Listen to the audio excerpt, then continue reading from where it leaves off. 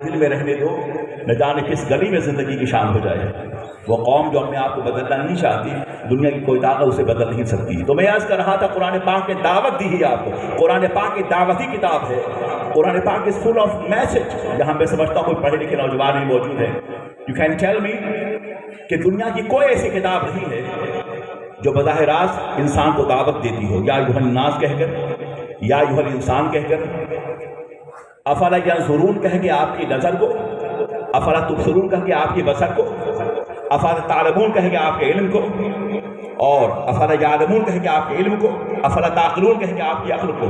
قرآن پاک دنیا کی واحد کتاب ہے جس نے نظر کے ذریعے، جس نے بصر کے ذریعے، جس نے عقل کے ذریعے، جس نے مشاہدے کے ذریعے، جس نے تجربے کے ذریعے، جس نے اللہ کے پیدا کردہ زمین و آسمان کو دیکھ کر یہ فیصلہ کرنے کی دعوت دی کہ دیکھو کہ اللہ نے زمین و آسمان کو بیکار نہیں پیدا کیا ہے، یہ آسمان کی بلندی، یہ زمین کی پستی، یہ صحرا و سمندر، یہ رات اور دن کا آنا جانا بیکار نہیں ہے، اس میں غور کرو ان کے لیے، لأولی الالباب، یہ وہ لوگ غور کر رہے جو ذہین ہیں، جو فطین ہیں، جو عقل مند ہیں، جو باصلاحیت ہیں، جو اولو الالباب ہیں، وہ غور کرتے ہیں۔ آئیے ہم چند واقعات کے ذریعے آپ کو سمجھانا چاہیں۔ ہالی ووڈ کی ایک بہت بڑی ڈائریکٹر ہے لنڈا مارگریٹ، اس کا یہ کہنا ہے کہ مجھے کسی ساتھی نے قرآن پاک کا ایک نسخہ دیا۔ میرے دوست مجھ سے کہتے رہے کہ لنڈا تم سنڈے کو آیا کرو چرچ۔ لنڈا نے کہا میں 5 ہفتے مہینے تک مسلسل قرآن پاک کی تلاوت کرتی رہی۔ جب بھی میرے دوست نے، میری پولیس نے مجھ سے پوچھا کہ تم چرچ کیوں نہیں آتی ہو، تو لنڈا کا یہ کہنا تھا کہ ہم نے ایکسکیوز کیا تھا، I'm very sorry, I'm busy on Sunday on my own family efforts, I couldn't attend the church۔ اس نے کہا کہ میری مصروفیات اپنی چرچ میں، گھر میں، فیملی کے حوالے سے میں چرچ نہیں آ سکتی۔ لنڈا کا یہ کہنا تھا کہ میرے دوست نے قرآن پاک کا ایک نسخہ دیا اور میں وقت نکال کے ہر سنڈے کو قرآن پاک پڑھا کرتی تھی اور اسے سمجھا کرتی تھی۔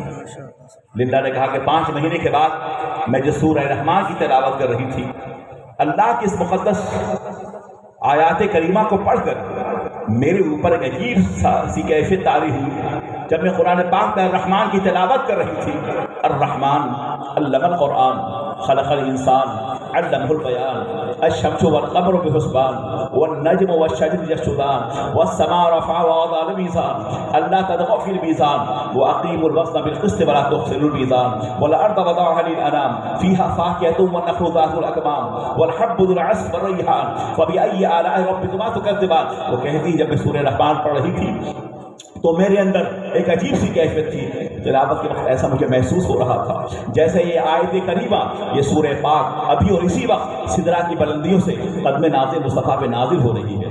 اس سورہ پاک کی تلاوت کے بعد میں ایسا محسوس کر رہی تھی جیسے کہ اللہ کی جنت رضا ہمیں مل رہی ہو۔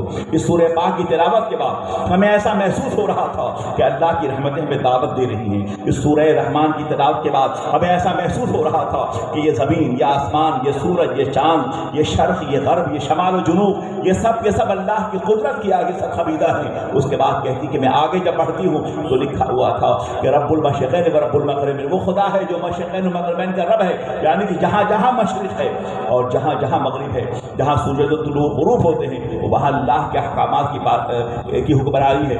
وہ پھر کہتی ہے کہ میں آگے بڑھی اور یہ پڑھتی ہوں مرج البحرین یلتقیان بینہما برزخ لا یبغیان فبأی آلاء ربکما تکذبان۔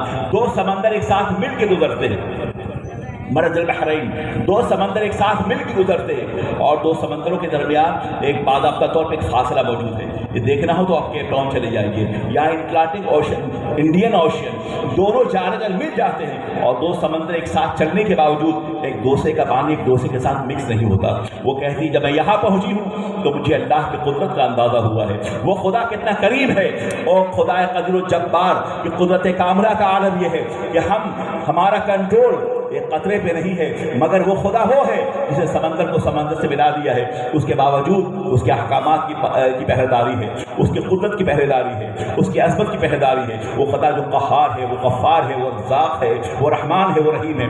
سورہ رحمان میں اسی کا تذکرہ ہے، وہ خدا جو رحمان ہے، وہ خدا جو رحیم ہے، وہ خدا جو آسمانوں کا پیدا کرنے والا ہے، وہ خدا جس نے زمین کا فرش بچھایا ہے، وہ خدا جس نے باد سبزہ چلائے ہیں، وہ خدا جس نے سمندر کو موجیں دی ہیں، وہ خدا جس نے زمین و آسمان کو پیدا کیا ہے، وہ خدا جس نے ساری کائنات کو سجا دیا ہے، وہی خدا خدا ہے جس نے سمندر کو روانی بخشی ہے.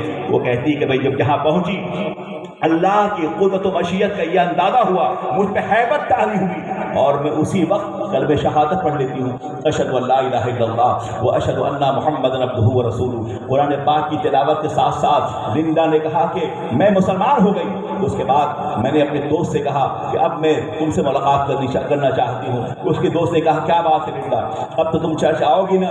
تو اس لندا نے کہا اپنے ساتھی سے کہا سنو, میں نے آج سے ہالی ووڈ کی جرمتوں کو ہمیں ٹھوکر مار دی ہے. اب ہمارا مرکزی عقیدت ہالی ووڈ نہیں ہے, اب ہمارا مرکزی عقیدت گنبد خضرا ہے, اب ہمارا عقیدت سرکار کا آستانہ ہے, اب ہمارا مرکزی عقیدت کعبۃ اللہ ہے, اب ہمارا مرکزی عقیدت اللہ کی رحمتیں ہیں, اب ہمارا مرکزی عقیدت گنبد خضرا کی چھاؤں ہے.